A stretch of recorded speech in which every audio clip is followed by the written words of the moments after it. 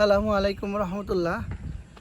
একটা গুরুত্বপূর্ণ বিষয় নিয়ে আলোচনা করার জন্য ক্যামেরাটা অন করা।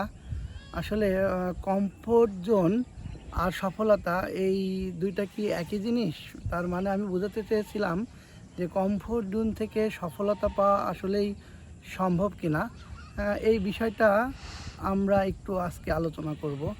আসলে nature is the best teacher, প্রকৃতিকেই শিক্ষক বলা হয়। সেই প্রকৃতির একটা ঘটনা থেকেই আমরা এই বিষয়টা পরিষ্কার বোঝার চেষ্টা করব।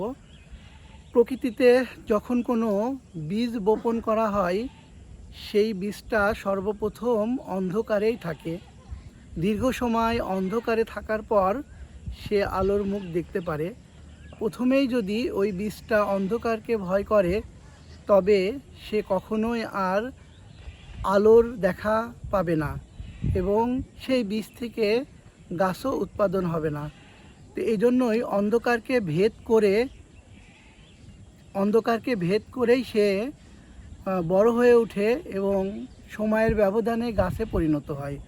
আর যখনই গাছে পরিণত হয়, তখনই সেই গাছ থেকে আমরা ফল পাই, ছায়া পাই এবং বিভিন্ন মানুষের কর্মসংস্থান হয়।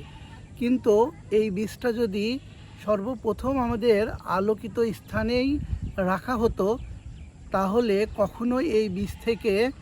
কখনোই বীজ থেকে গাছ উৎপাদন হতো না এবং সেই গাছ থেকে আমাদের কোনো উপকারই আসতো না।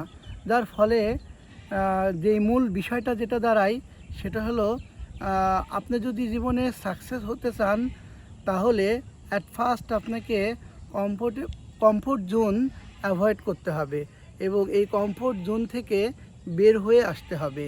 কমফোর্ট জোন থেকে বের হয়ে আসে যখন মনোযোগ দিয়ে কোনো কাজের সাথে লেগে থাকবেন, তখন জীবনে অবশ্যই সফলতা আসবে। আসসালামু আলাইকুম।